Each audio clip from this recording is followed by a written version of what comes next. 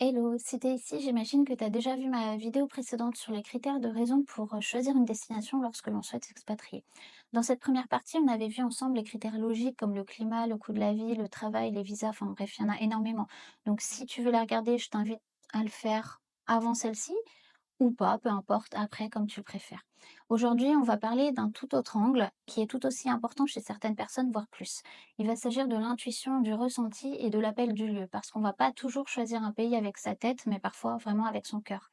Quand on le ressent au plus profond de nous, on n'a pas forcément de raison pour l'expliquer. C'est juste un lieu, un endroit, un pays qui nous attire. Et parfois, à l'inverse, on aura beau cocher toutes les cases sur le papier et ne pas le sentir du tout. Donc l'idée aujourd'hui, c'est vraiment d'écouter un petit peu plus son cœur et moins sa tête. Alors pour commencer, je vais te proposer un petit exercice. Je vais te poser des questions simples et l'idée, c'est vraiment que tu y répondes sans réfléchir de manière intuitive. Donc prends de quoi noter et c'est parti. Alors soit tu notes tout de suite les questions sur une feuille, tu mets pause sur la vidéo et tu y réponds, soit tu y répondras un peu plus tard, comme tu préfères. Si je ne devais pas me justifier, je partirais où? Est-ce qu'il y a un endroit qui m'appelle sans raison? Est-ce que je ressens de la joie ou de l'apaisement en pensant à une destination? Est-ce que j'ai déjà rêvé d'un pays sans jamais l'expliquer?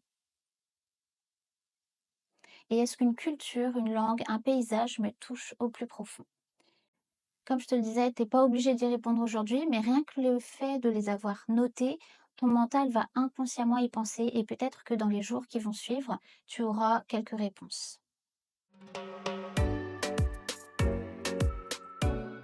Alors même si c'est difficile de catégoriser les critères de cœur, j'ai quand même essayé de structurer un petit peu tout ça afin d'y voir plus clair dans ce que l'on ne peut pas expliquer.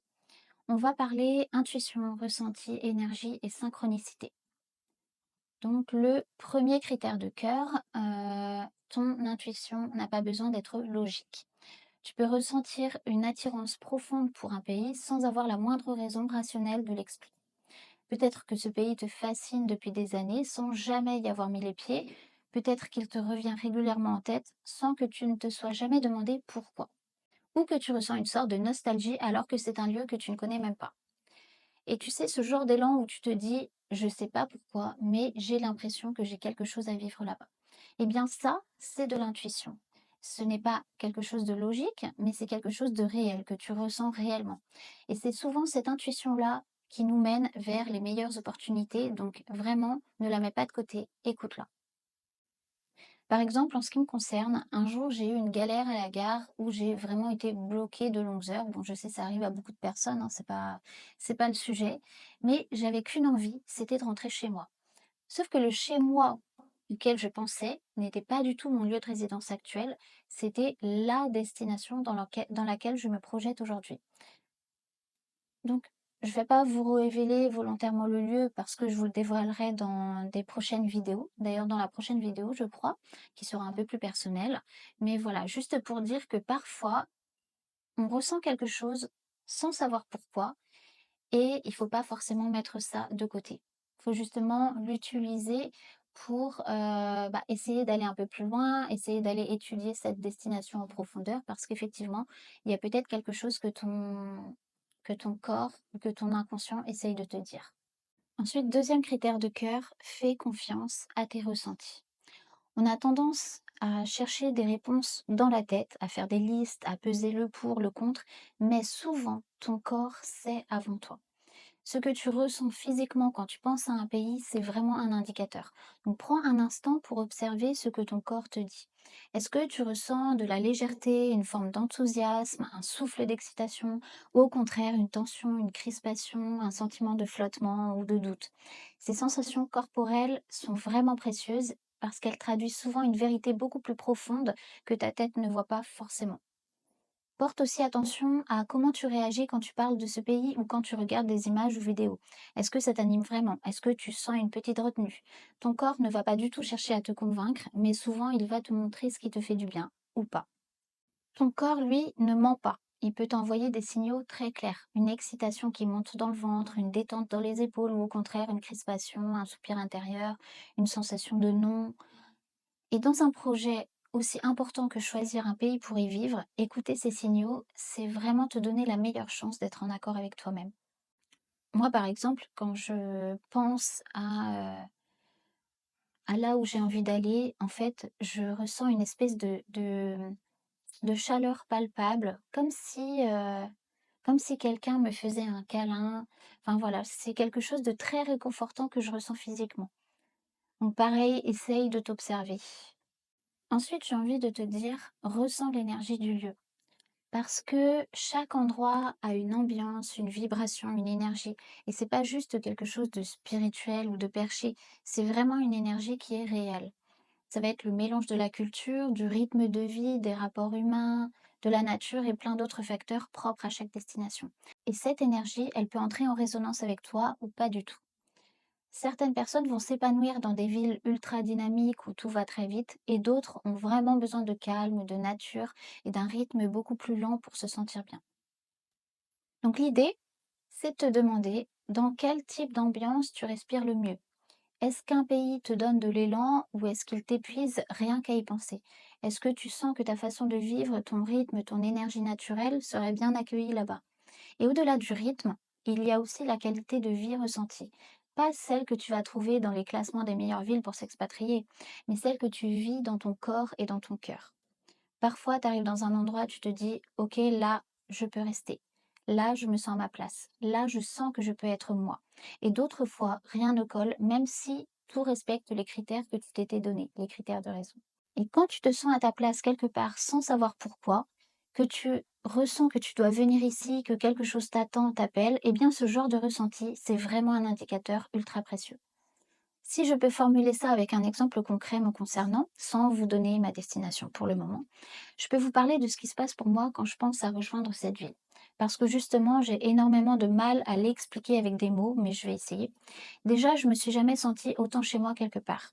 Je sens que je dois y être, que de belles choses m'attendent, et c'est comme si je devais rejoindre un lieu qui m'est familier.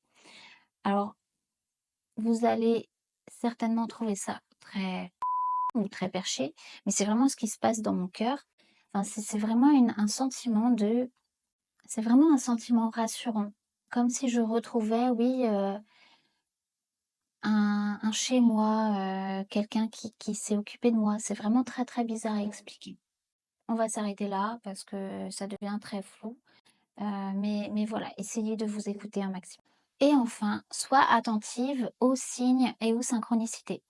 Tu sais, ces moments où un pays revient encore et encore dans ton quotidien, dans ton univers. Tu ouvres un livre, il est là, tu discutes avec quelqu'un, il en parle, tu scrolles, tu tombes dessus. Quoique non, là c'est peut-être l'algorithme. Enfin, tu m'as compris. Peut-être que tu peux même en rêver. Et ce n'est pas des preuves, mais c'est pas forcément le hasard non plus. Parfois, la vie va te glisser des indices, des suggestions, bref, te souffler des directions sans que tu t'en aperçoives sur le moment. Et si tu prenais ces signes comme des invitations à creuser au lieu de les ignorer? Tu n'as pas besoin de tout interpréter, mais juste reste ouverte, curieuse et à l'écoute. Parce que si un endroit s'invite autant dans ton quotidien, c'est peut-être qu'il a un rôle à jouer dans ta vie. Parfois, ça va être des petits signes, des petites synchronicités qui viennent confirmer ce que ton cœur savait déjà. Alors voilà, quand il s'agit de choisir un pays, tu n'as pas besoin d'avoir toutes les réponses rationnelles. Ce que tu ressens compte, ton intuition, ton corps, l'énergie du lieu, les signes que la vie t'envoie, tout ça, ça compose ta boussole intérieure, qui parfois est bien plus vraie qu'un tableau Excel. Et si tu t'autorises à l'écouter, elle peut parfois t'emmener exactement là où tu dois être. L'idée, c'est pas de fuir la réalité, mais c'est de t'aligner avec ce qui te fait vraiment vibrer. Et maintenant que tu as une meilleure idée de ce que ton intuition te souffle, on va passer à quelque chose d'un peu plus concret. Comment commencer à explorer les destinations possibles? Pas besoin d'être ultra méthodique ou experte, juste de poser quelques bases pour avancer avec un peu plus de clarté. L'idée ici, c'est pas de choisir la destination parfaite tout de suite, mais d'apprendre à faire dialoguer ce que tu ressens avec ce qui est réaliste pour toi. Et on va voir tout ça en 5 étapes. La première, commence par placer ton curseur entre le cœur et la raison. Et ça, on en a déjà parlé dans la vidéo précédente. Avant de plonger dans les recherches, prends un moment pour te demander qu'est-ce qui compte vraiment pour moi en ce moment. Est-ce que je suis dans une phase où j'ai besoin de sécurité, de stabilité, d'un cadre rassurant? Ou est-ce que je suis prête à suivre un appel plus instinctif, quitte à sortir un peu des cases? Et ce curseur, il n'est pas figé, il évolue. Mais le poser maintenant, ça va t'aider à faire des choix plus alignés et à éviter de partir dans tous les sens. Évidemment, c'est difficile de poser des chiffres dessus, mais tu peux déjà tenter de savoir si le cœur est aussi important que la raison, donc tu seras plutôt sur un 50-50, ou alors si tu es quelqu'un de très pragmatique et que tu laisses très peu de place à l'intuition dans ta vie, tu seras peut-être tourné à 90% sur des critères de raison et à 10% sur des critères de cœur. Et ça, c'est vraiment propre à chacun. Il n'y a pas de meilleure manière de faire, d'agir ou de penser. Deuxièmement, liste tes critères de raison vraiment prioritaires. Dans toutes les listes de critères pratiques, climat, coût de la vie, visa, sécurité, école, opportunités professionnelles, etc., il va falloir faire le tri entre ce qui est non négociable pour toi et ce qui est secondaire ou ajustable. Parce qu'on ne pourra pas tout avoir, mais on peut faire des choix éclairés et en conscience. Par exemple, tu sais que tu veux un pays ou une destination francophone parce que tu veux pouvoir parler et te faire comprendre en français. C'est un critère prioritaire et ça va réduire la liste des destinations possibles. Ou tu souhaites qu'il y ait la mer, mais ça, c'est pas non plus essentiel à ta vie. Alors, c'est un critère secondaire. Attention, un critère secondaire pour toi pourrait être un critère prioritaire pour quelqu'un d'autre. Être au bord de la mer peut être un critère prioritaire pour quelqu'un. Et déjà là, on va pouvoir aussi réduire un peu le champ des possibilités. Troisième étape, laisse parler ton cœur. Choisis 3 à 5 destinations qui t'attirent. Sans te censurer, sans chercher à tout justifier, note juste les endroits qui t'appellent, ceux auxquels tu penses souvent, ceux qui reviennent dans les discussions, les rêves, les élans. Pas besoin d'avoir de raison logique ici. Quatrième étape, croise les deux. Est-ce que ces destinations cochent tes critères essentiels? Tu prends tes 3 à 5 pays de cœur et tu vérifies qu'ils sont cohérents avec tes critères prioritaires que tu as listés à l'étape numéro 2. Est-ce qu'ils les respectent? Est-ce qu'il y a des incompatibilités évidentes? Tu fais un premier tri, tu élimines ce qui bloque vraiment et tu gardes ce qui peut être étudié plus en profondeur. Et dernière étape, approfondis le reste des critères de raison. Ceux qui ne sont pas décisifs tout de suite, mais ceux qui vont quand même compter sur le long terme. Le système de santé, l'intégration culturelle, les transports, le cadre de vie au quotidien. Pas besoin d'entrer dans tous les détails ici, on l'a déjà fait dans la vidéo précédente. À ce stade, tu n'as pas besoin de savoir où tu vas partir. Mais il faut identifier quelques destinations qui sont à la croisée de ton cœur et de ta raison. Celles qui méritent que tu creuses un peu plus, parce que c'est là que le vrai travail commence et que ça devient excitant. Et tu l'as vu, choisir une destination, c'est pas juste une affaire de paperasse ou de coup de cœur soudain. C'est une vraie exploration aussi bien intérieure qu'extérieure. C'est un équilibre entre ce que tu ressens et ce que tu as besoin.